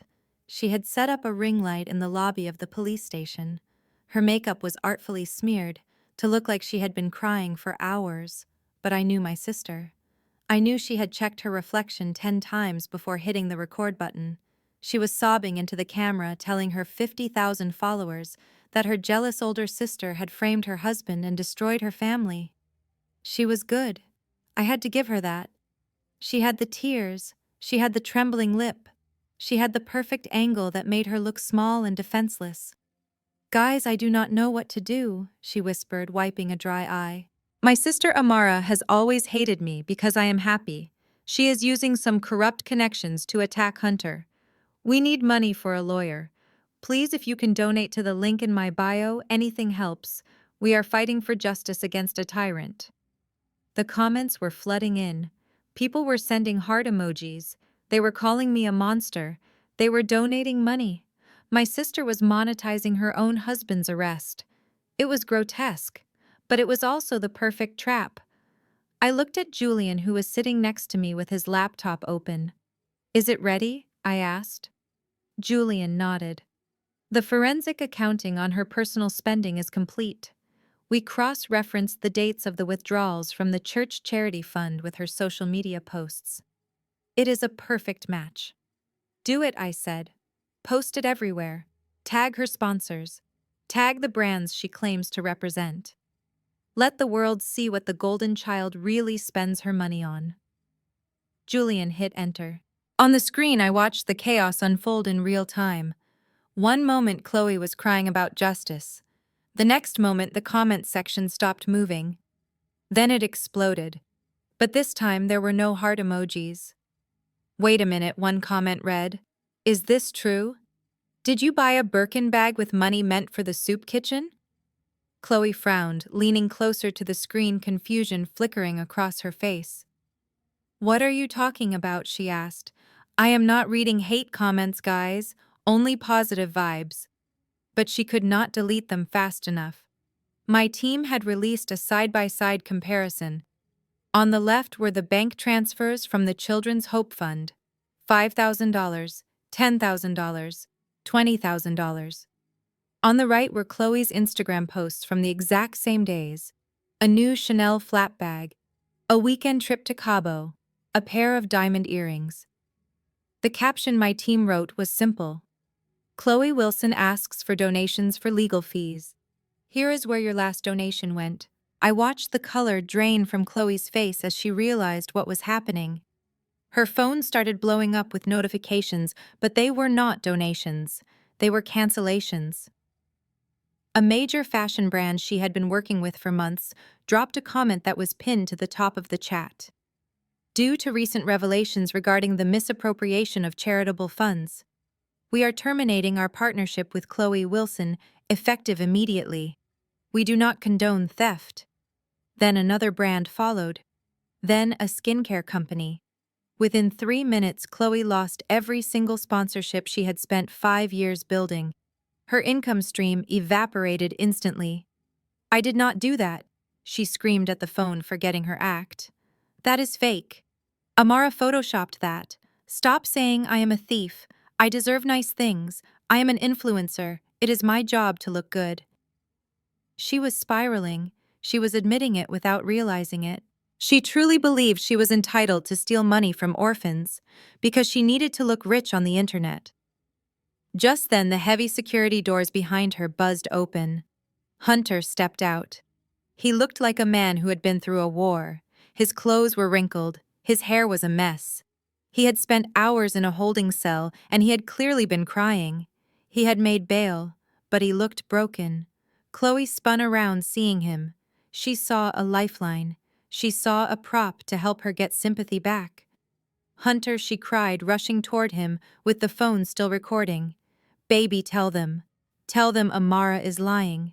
Tell them we are the victims." But Hunter did not hug her. He pushed her away. He looked at the phone, then he looked at her. He had seen the news while he was being processed. The officers had made sure to show him the evidence against his wife. "Get that camera out of my face," Hunter snarled. His voice was not the smooth, arrogant tone he used at the country club. It was raw and ugly. Chloe froze. "Baby, what is wrong? We need to stick together." "Stick together?" Hunter laughed, a manic, desperate sound. "I just found out you spent $200,000 of stolen money on purses, Chloe." "Stolen money? Do you know what the cops told me? They told me the dowry your father promised me. The investment capital for my real estate business. It does not exist." Chloe stepped back, lowering the phone, but the live stream was still running. The entire world was watching the Wilson power couple crumble. "It is tied up in assets," Chloe stammered. "Daddy said, Daddy is broke." Hunter screamed, his face turning purple. "Your daddy is a fraud, and you are a fraud. You told me you had a trust fund. You told me you were rich. I married you because I thought you could fund my lifestyle. I thought you were my ticket to the big leagues." The silence that followed was deafening. Hunter had just admitted out loud what everyone suspected. He was a gold digger. He did not love her. He loved the illusion of wealth she projected. You only married me for money," Chloe whispered, tears finally real this time. Hunter looked at her with pure disgust. "Look at you. You are nothing without your daddy's credit card. You are just a broke girl with a shopping addiction. And now you are going to prison. Well, guess what, honey? I am not going down with you. I am cutting a deal. I am telling them everything I know about the money laundering." "You wouldn't," Chloe gasped. "Watch me," Hunter spat. He turned to walk away, but Chloe grabbed his arm. Her nails dug into his shirt. "You are my husband. You are supposed to protect me." Hunter spun around and shoved her. It wasn't a hard shove, but it was enough to send her stumbling back in her high heels. She fell onto the dirty floor of the police station lobby. Her phone clattered across the tiles, landing face up, still broadcasting her humiliation to the world. Hunter stormed out the automatic doors, leaving her there. Chloe sat on the floor, surrounded by her destroyed reputation. She looked at the phone. The comments were ruthless. They were laughing at her. They were mocking her marriage. They were celebrating her downfall. She reached for the phone, her hand shaking violently, and finally ended the stream. I sat in the car watching the screen go black. I felt a cold sense of satisfaction. Chloe had spent her entire life judging me for being single. She had mocked me for not having a man. She had built her entire identity on being the desirable, adored wife. And in the span of 5 minutes, I had forced her to see the truth. Her husband was a parasite. Her career was a scam. And her golden life was nothing but fool's gold. "Drive," I told the chauffeur. "The show is over." As the car pulled away, I looked out the window at the Atlanta skyline. My family was in ruins. My father was facing tax evasion charges. My mother was destitute. Hunter was turning state's witness, and Chloe was a social pariah. But I wasn't done yet. There was one more piece of business to attend to. The house, the symbol of their pride, the place where they had burned my photo. It was time to return to the scene of the crime, not as a guest, but as the landlord. An eviction day was coming early this year. The drive back to the Buckhead estate must have felt like the longest journey of my parents' lives. My father, Desmond, sat behind the wheel of his secondary sedan since the luxury SUVs had been seized by the IRS. My mother, Loretta, stared out the passenger window, watching the familiar streets of their exclusive neighborhood pass by. They were exhausted. They had spent hours dealing with federal agents and lawyers. They had watched their son-in-law get handcuffed. They had seen their daughter's reputation implode online. All they wanted was to get home. They wanted to lock the heavy oak doors, pour a stiff drink, and pretend that the world was not burning down around them. They wanted the safety of the mansion that defined their status, the house that told the world they were chosen. But as they turned onto the long, winding driveway, the headlights caught something that made my father slam on the brakes. It was not a welcome mat. It was a bright orange sticker plastered right across the seam of the double front doors. And standing on the front porch was not the butler or the maid. It was Julian, my lead attorney, flanked by two uniformed sheriff's deputies. My parents scrambled out of the car. My mother almost tripped in her haste. "What is this?" my father bellowed, his voice cracking with fatigue and rage. "Get away from my house! Who gave you permission to be on my property? I will call the police." Julian stepped forward, calmly adjusting his glasses. He held a clipboard in his hand. "The police are already here, Mr. Wilson," Julian said, gesturing to the deputies. "And this is not your property. Not anymore." My mother rushed up the steps, tearing at the orange sticker with her manicured nails. "Do not be ridiculous," she screamed. "We have lived here for 30 years. My mother built this house. It has been in the family for generations. You cannot just take it." "You are right, Mrs. Wilson," Julian replied. "Your mother Eleanor did build this house, and she was a very wise woman. She knew exactly who her daughter was, and she knew exactly who her granddaughter was." Julian opened the file on his clipboard. "When Eleanor passed away 10 years ago, she did not leave this house to you. She placed it into an irrevocable living trust. She named you and Desmond as the tenants with a lifetime right of occupancy. But she named Amara as the sole trustee and ultimate beneficiary." My father stopped dead in his tracks. "So what?" he spat. "We have a right of occupancy. That means we live here until we die. You cannot kick us out just because Amara is throwing a tantrum." Julian smiled. It was the sharp professional smile of a man who knows he has already won the case. "That brings us to the morality clause in the trust agreement," Julian said. Section 4, paragraph 2.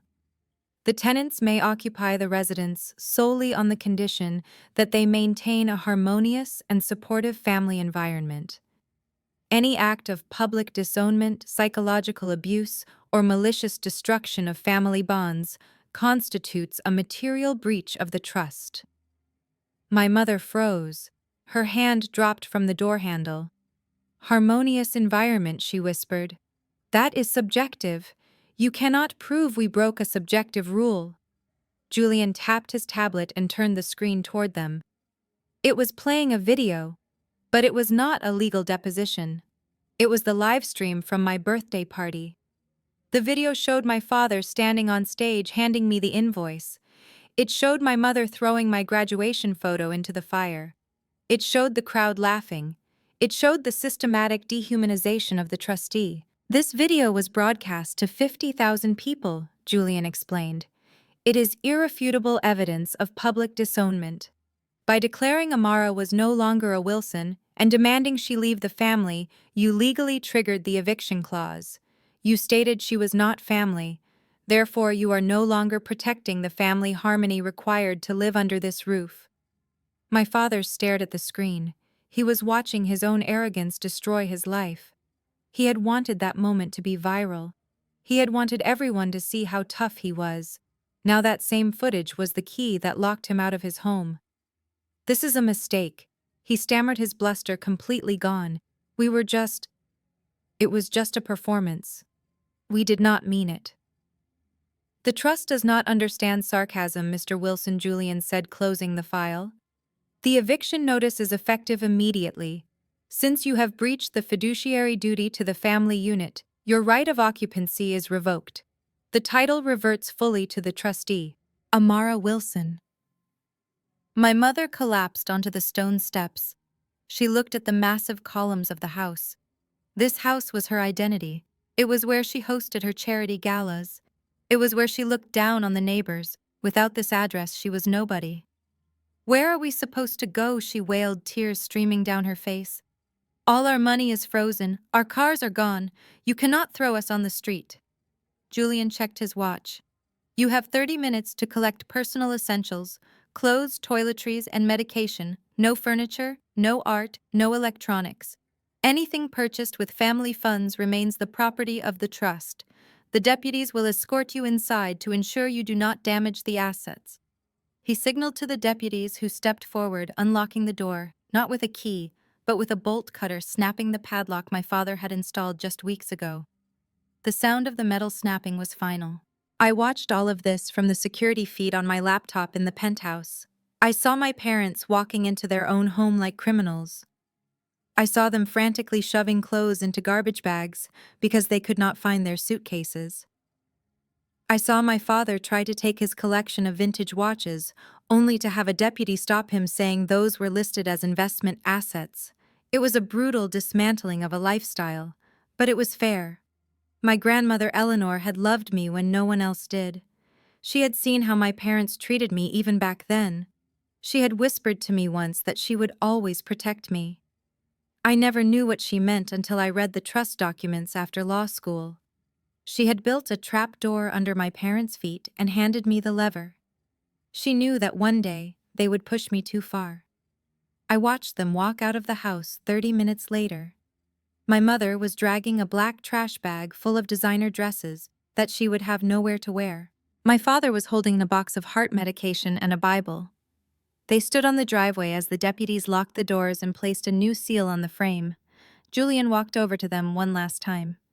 "Ms. Wilson has arranged for a motel room for you for 2 nights," he said, handing them a slip of paper. "After that, you are on your own. She suggests you look for employment. I hear the local grocery store is hiring baggers. It is honest work." My father crumpled the paper in his fist, but he took it. He had no choice. They climbed back into their old sedan.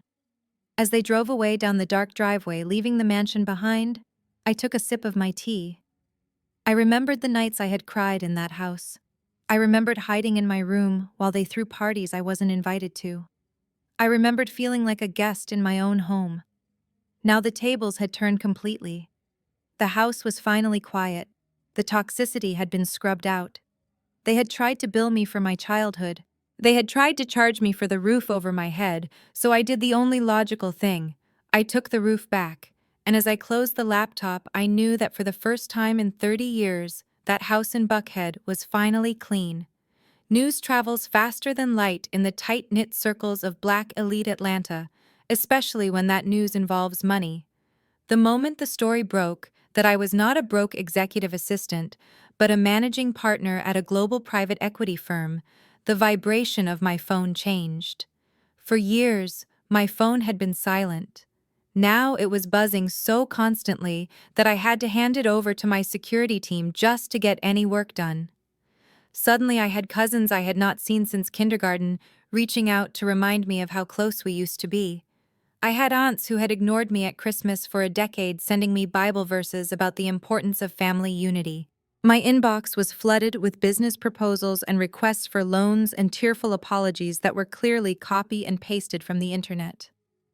They did not love me. They loved my net worth. They smelled blood in the water, but they were too blinded by greed to realize that I was the shark. I decided to give them exactly what they wanted. I decided to give them access. I instructed Julian to rent out the grand ballroom at the St. Regis Hotel. It was neutral ground, but it dripped with the kind of opulence my family worshipped. I sent out 150 heavy cardstock invitations. The wording was specific and calculated. It invited them to a night of reconciliation and redistribution. I knew exactly how they would interpret that word. Redistribution. To them it meant I was going to share the wealth.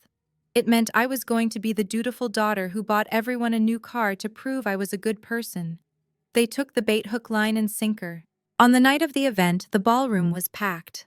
They all showed up. Every single person who had been at my birthday party was there. They were wearing their finest clothes. The air was thick with expensive cologne and the desperate energy of people who thought they were about to win the lottery. I watched them from the balcony before making my entrance. I saw my Uncle Marcus, who had called me a waste of space, laughing loudly and telling people he always knew I was a genius. I saw my cousin Tiffany, who had made fun of my natural hair, telling a waiter that she was my favorite relative. They were eating the expensive hors d'oeuvres and drinking the top-shelf champagne and congratulating themselves on forgiving me. They truly believed that they were doing me a favor by showing up to take my money. I walked onto the stage and the room went silent. I was not wearing a gown this time. I was wearing a sharp white tuxedo suit. I looked like a CEO presiding over a shareholder meeting. I did not smile. I did not wave. I walked to the podium and adjusted the microphone. "Thank you all for coming," I said, my voice echoing through the hall. "I see a lot of familiar faces here. I see the same faces that were at my parents' house just 2 weeks ago." A ripple of nervous applause went through the room. They were nodding, eager to please. "I brought you here tonight because I wanted to address the elephant in the room," I continued. "For years I have been the subject of your pity and your judgment. You thought I was poor. You thought I was a failure. And because of that, you treated me like a ghost in my own family. But now you know the truth. You know that I have the resources to change lives." Uncle Marcus yelled out amen from the back of the room. A few people laughed. They were getting excited. They could practically feel the checks in their hands. I looked down at the podium where I had a remote control. "But before we discuss the future, I think it is important that we review the past. I think we need to remember exactly why we are standing here tonight." I pressed the button. The massive screen behind me descended. The lights in the ballroom dimmed. The guests turned their heads, expecting a heartwarming slideshow of family photos. Maybe a montage of me growing up set to gospel music. Instead, the speakers blasted a sound that made them all jump. It was the sound of my father's voice booming over a microphone.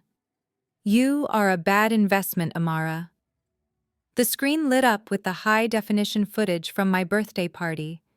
It was the video from Chloe's live stream. I had not edited it. I played it raw. The room watched in uncomfortable silence as my father handed me the invoice. They watched my mother throw my photo into the fire. But then the video cut to the crowd. It zoomed in on their faces. I had my tech team isolate the audio and video of the guests. There was Uncle Marcus laughing and slapping his knee as Hunter took my car keys. There was Cousin Tiffany pointing at my dress and whispering to her friend that I looked like the help. There was my Aunt Sarah rolling her eyes when I tried to speak. I played every single moment of their cruelty back to them on a 40-foot screen. I forced them to watch themselves bullying a woman they thought was defenseless. The laughter in the room died instantly. The clinking of glasses stopped. The air turned freezing cold. I let the video play until the very end, where I walked out alone while they toasted to my departure. The screen went black. The lights came back up blindingly bright. I looked out at the sea of 150 faces. They looked terrified. They looked ashamed. But mostly they looked confused. They still did not understand that this was not a reconciliation.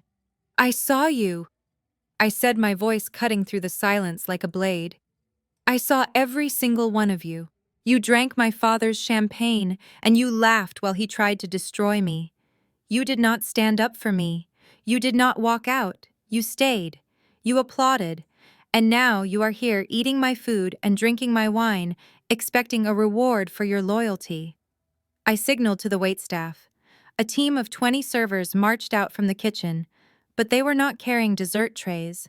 They were carrying silver platters stacked high with thick white envelopes. "You came here for a handout," I said, "and I am a woman of my word. I have prepared a personalized package for every single person in this room." The servers began distributing the envelopes. I watched the greed flicker back into their eyes. They thought maybe I was just lecturing them before giving them the money. They thought this was just a scolding before the payout. Hands reached out eagerly, snatching the envelopes from the silver platters. "Go ahead," I said. "Open them." The sound of ripping paper filled the room. 150 envelopes were torn open in unison. But there were no checks inside. There was no cash. Instead, there were legal documents. Thick, stapled court orders with red stamps on the front. A murmur of confusion started in the front row and spread like a wave to the back. "What is this?" Uncle Marcus shouted, holding up his papers. "This is a court summons." I leaned into the microphone. "That is correct, Uncle Marcus. That is a lawsuit for the $10,000 you borrowed from me 6 years ago for your business startup. You claimed you went bankrupt, but my auditors found you bought a boat 2 weeks later. I am suing you for the principal plus interest and legal fees."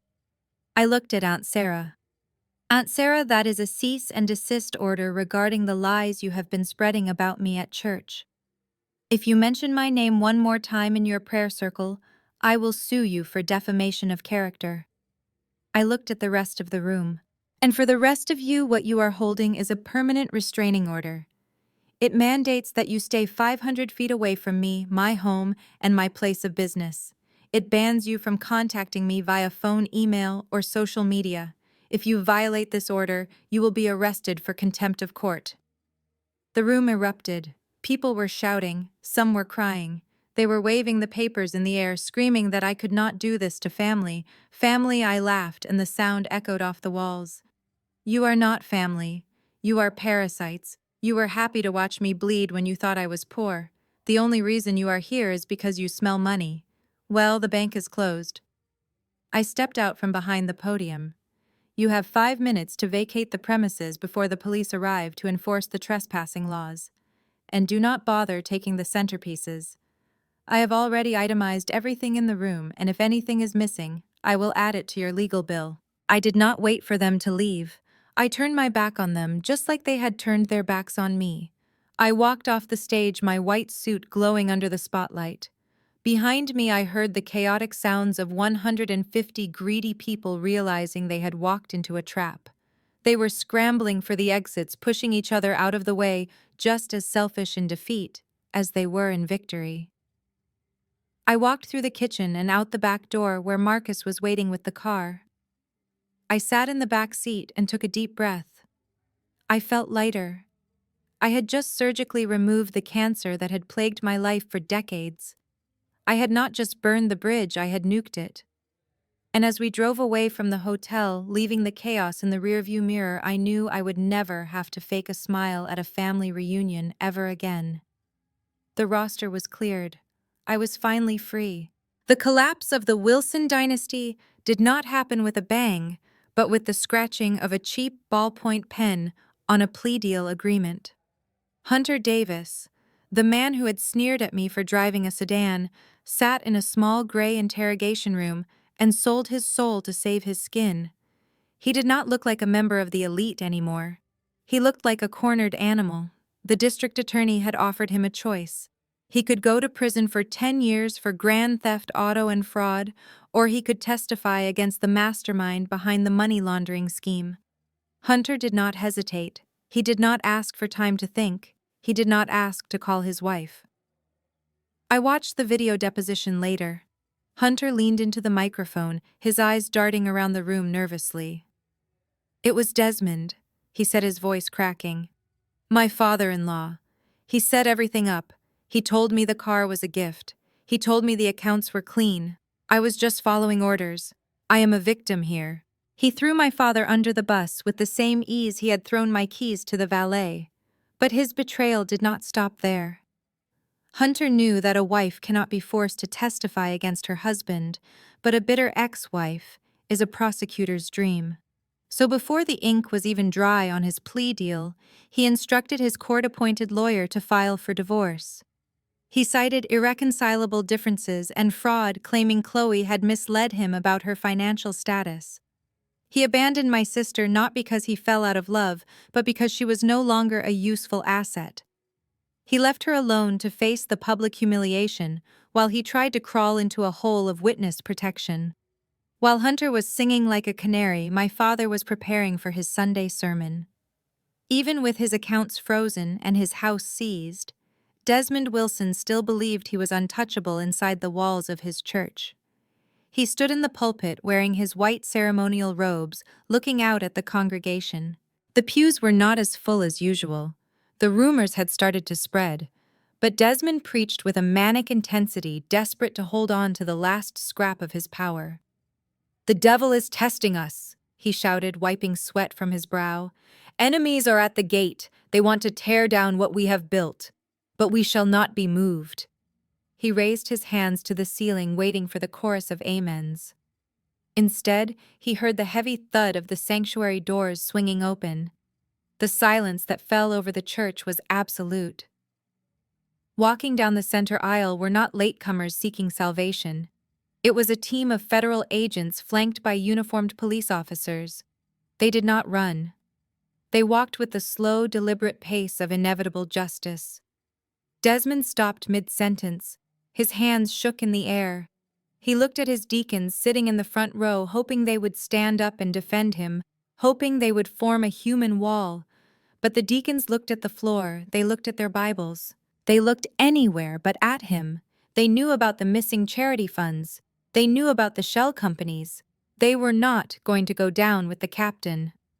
The lead agent climbed the steps to the pulpit. He did not take the microphone. He simply took my father's wrist and turned him around. Desmond Wilson, you are under arrest for racketeering, tax evasion, and 30 counts of wire fraud. The click of the handcuffs echoed through the silent sanctuary, amplified by the sound system my father had paid for with stolen money. My father looked out at the congregation one last time. He saw faces recording him on their phones. He saw the choir members whispering. He saw the end of his legacy. He did not look like a prophet. He looked like a con man who had finally run out of tricks. As they led him away, still wearing his holy robes, he looked small. The man who had terrorized my childhood with his booming voice and his demands for perfection was dragged out the side door, his head hung low in defeat. And then there was my mother, Loretta Wilson, the woman who had ruled Buckhead society with an iron fist, the woman who believed that image was everything. She was not arrested, she was simply discarded. With the house sealed and the accounts drained, she had nowhere to go. Her friends, the women she had lunched with for 30 years, stopped returning her calls. The country club revoked her membership. The charity boards removed her name from their websites. She was toxic. I found out where she was staying through a notification from the private investigator I had hired to keep tabs on them. She was not at the Ritz. She was not even at a Holiday Inn. She was at a roadside motel on the outskirts of the city, the kind of place that rented rooms by the hour. I drove past it one evening just to see. The neon sign buzzed with a dying letter flickering on and off. I saw my mother walking out of the lobby. She was wearing one of her designer coats, but it was wrinkled and stained. She was carrying a small plastic bag from a convenience store. She walked to a pawn shop next door to the motel. I watched from across the street. She pulled a ring from her finger. It was her anniversary diamond. The ring she had flashed in my face 1,000 times to prove how much my father loved her. She argued with the man behind the counter. I could see her gesturing frantically. She was trying to use her old tactics, trying to demand respect, trying to negotiate based on the Wilson name. The pawnbroker just shook his head and pointed at the door. She slumped. All the fight left her body. She took the cash he offered. A wad of small bills that probably amounted to less than the cost of one of her facials. She shoved the money into her pocket and walked out into the cold night air. She stood on the sidewalk for a moment, looking around as if waiting for a limousine to pull up. As if waiting for someone to realize a mistake had been made and whisk her back to her mansion. But no car came. No friends appeared. There was just the sound of highway traffic and the flickering neon light. She looked old. For the first time in my life, Loretta Wilson looked her age. The mask of perfection had cracked, and underneath was just a lonely, bitter woman who had sacrificed her children on the altar of her own vanity. She walked back to her motel room number 12 and closed the door. I did not feel happy seeing her like that. But I did not feel sad either. I felt a sense of completion. They had spent years trying to make me feel small. They had tried to make me feel worthless. And in the end, they had done it to themselves. Hunter was a rat in a cage. Desmond was a false prophet in chains. And Loretta was a queen without a kingdom. The tragedy wasn't that they lost their money. The tragedy was that without their money they realized they had absolutely nothing else. No love, no loyalty, no family. They were finally experiencing the isolation they had forced on me for 29 years. And unlike me, they did not have the strength to survive it. The elevator to the 45th floor of the Atlas Capitol building moves so smoothly you barely feel the ascent. It is a silent, pressurized ride to the top of the world. I sat behind my desk, made of imported Italian marble, staring at the closed double doors. My assistant Julian had buzzed me 2 minutes ago to tell me they were here.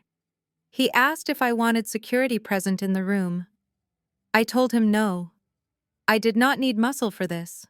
This was not a physical confrontation. This was a closing argument. When the doors finally opened, my parents walked in. They looked like ghosts of the people I once knew. My father, Desmond, was wearing a suit that was 2 sizes too big for him, now that the stress of the indictment had caused him to lose 20 pounds. His shoulders were slumped. The man who used to fill a room with his booming voice now seemed to shrink under the recessed lighting of my office. My mother, Loretta, walked a step behind him. She was not wearing Chanel. She was wearing a simple department store dress, and her hair was pulled back in a severe gray bun. The fire was gone from her eyes, replaced by a dull, desperate hunger. They walked across the long expanse of the room, their shoes making no sound on the thick plush carpet. I did not stand up. I did not offer them a seat. I simply watched them approach, waiting for them to speak first. Amara, my father said, his voice raspy and weak. "Thank you for seeing us. We know you are busy." I said nothing. I just clasped my hands on the desk and waited. "We are staying in a motel on the interstate," my mother added, her voice trembling. "The police seized everything, Amara, even my wedding ring. We have nothing. We are eating from vending machines." She paused, waiting for me to react, waiting for the daughter she raised to kick in. When I remained silent, she tried a different tactic. She tried to weaponize the past. "I remember when you were born, Amara. You were so small. I held you in my arms and I promised God I would protect you. I know we have had our differences. I know we made mistakes, but we are your parents. You cannot let us live like this. It is a sin to dishonor your father and mother." My father nodded, grasping at the religious straw. "The Bible says forgiveness is divine, Amara. We are a family. Families fight, but they do not destroy each other." Hunter. That boy deceived us. He turned us against each other. But we see the truth now. You are the strong one. You are the one who held us together. I almost laughed. The revisionist history was breathtaking. They were blaming Hunter. They were blaming the devil. They were blaming everyone but themselves. They were standing in my office not because they loved me, but because they were cold and hungry, and I was their last resort. I opened the top drawer of my desk. Inside sat a leather checkbook. I placed it on the cool marble surface. The sound of the heavy leather hitting the stone made them both jump. "You sent me a bill?" I said, my voice steady and calm. "On my birthday, you stood on a stage and told the world that I owed you $527,000. You itemized my existence. You put a price tag on every meal, every dentist appointment, every moment of care you ever provided." My father flinched. That was just a lesson, Amara. We did not mean it literally." "I mean it literally," I interrupted. I pulled a gold fountain pen from the holder. I opened the checkbook. "I am a businesswoman, Desmond, and in business, when you receive an invoice, you pay it." I began to write. The scratching of the nib against the paper was loud in the silent room. I wrote the date. I wrote the name, Desmond and Loretta Wilson. And then I wrote the amount. 527000. I signed my name at the bottom with a flourish. I tore the check from the book. The ripping sound was sharp and violent, like a bandage being pulled off a wound. I slid the check across the desk. It stopped right at the edge, directly in front of them. $527,000, I said. "That is the exact amount you said I cost you. That is the reimbursement for my childhood." My parents looked at the check. Their eyes widened. That piece of paper was more money than they had seen in months. It was salvation. It was hot meals. It was a new apartment. It was dignity. "But there are conditions," I continued, leaning back in my chair. "This is not a gift. This is a transaction. This is a settlement agreement. If you pick up that check, you are agreeing to the terms." "What terms?" my mother asked, her eyes glued to the numbers. "The terms are simple," I said. "That money buys my freedom. It buys my severance from this family. If you take that check, you are acknowledging that the debt is paid in full. You will never contact me again. You will never speak my name. You will never come to my office or my home. You will take that money, leave Atlanta, and disappear." I looked them both in the eye. "Or," I said, lowering my voice, "you can leave the check on the table. We can walk out of here and get dinner. We can start therapy. We can try to be a real family starting from zero, with no money, but with the truth." It was the ultimate test. I was giving them a choice between the daughter they claimed to love and the money they claimed they didn't care about. I held my breath.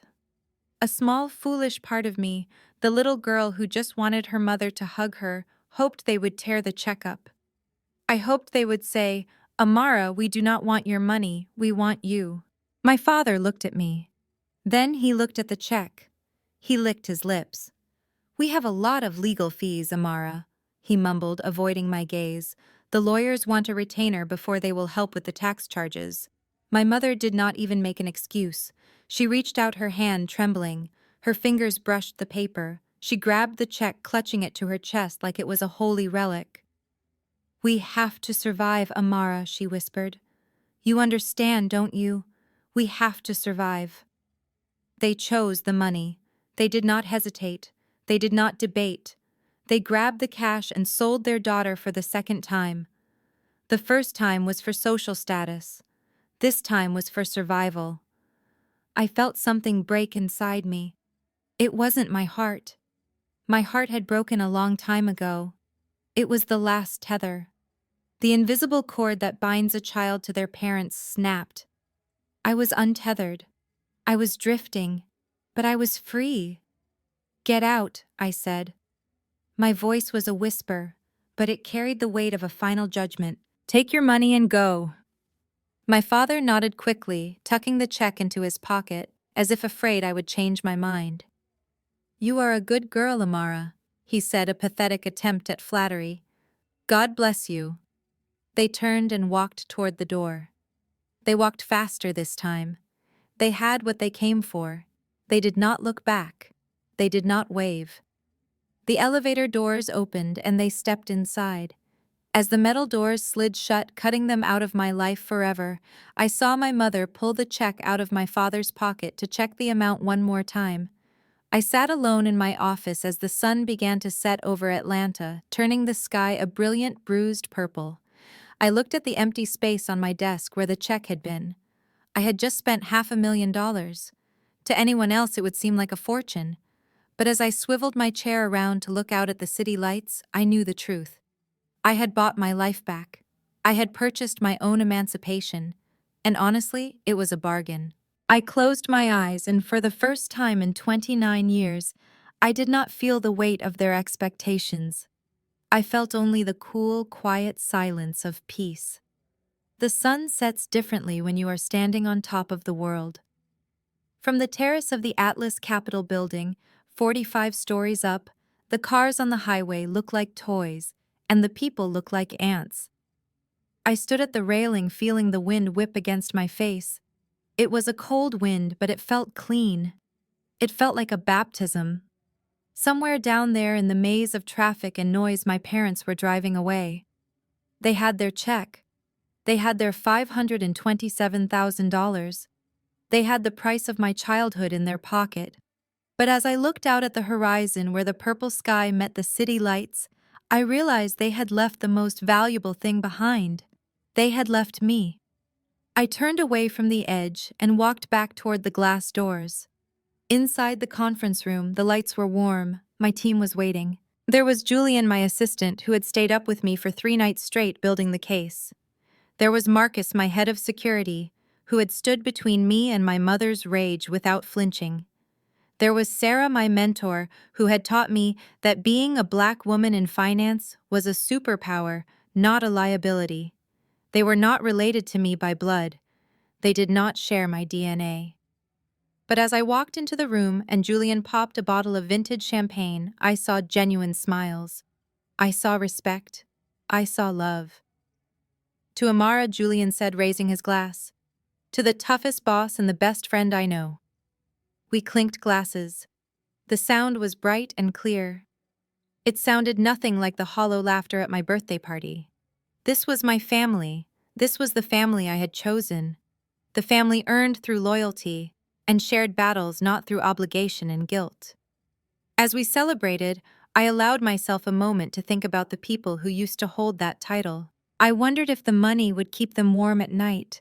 I heard through the grapevine that my sister Chloe finally got a job. She is working at a diner in Decatur. She wears a polyester uniform now. No more designer gowns, no more ring lights. When customers recognize her from her viral humiliation, she has to swallow her pride and refill their coffee. She is learning for the first time in her life that respect is something you earn, not something you are owed. Hunter is currently serving year 1 of a 7-year sentence in a medium-security federal prison. He spends his days in a 6x8 cell, staring at cinder-block walls. He has plenty of time to think about the cars he drove and the people he stepped on. I heard he sends letters to Chloe begging for forgiveness, but she never answers. They destroyed each other just as efficiently as they tried to destroy me. And my parents.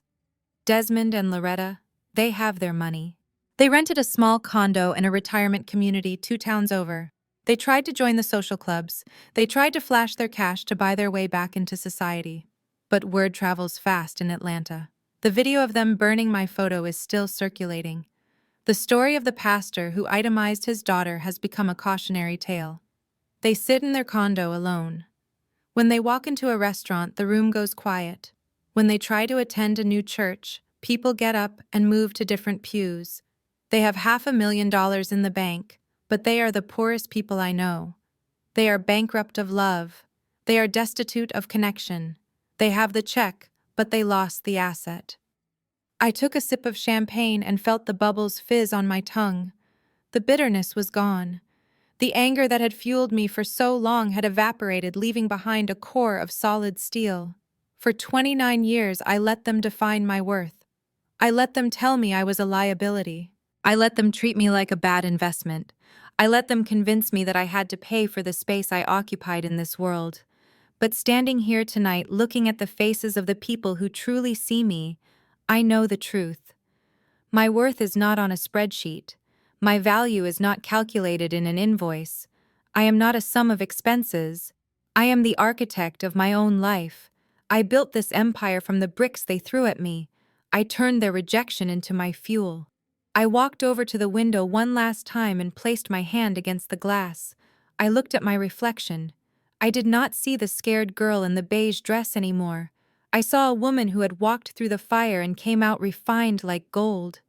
If you are listening to this story and you feel like you are the black sheep, if you feel like you are being itemized and undervalued by the people who are supposed to protect you, I want you to know something. You do not owe them anything. You do not owe them your pain. You do not owe them your success. And you certainly do not owe them your future. You have the power to write your own invoice. You have the power to close the account. And you have the power to walk away and build a life so rich, so full, and so beautiful that their rejection becomes the best thing that ever happened to you. My name is Amara Wilson. I was the itemized daughter, but now I am just Amara, and I am priceless. Thank you for watching my story. If you have ever had to choose yourself over a toxic family, let me know in the comments below. Hit that like button and subscribe for more stories of justice, resilience, and the power of walking away. Remember, your story is your own. Do not let anyone else hold the pen.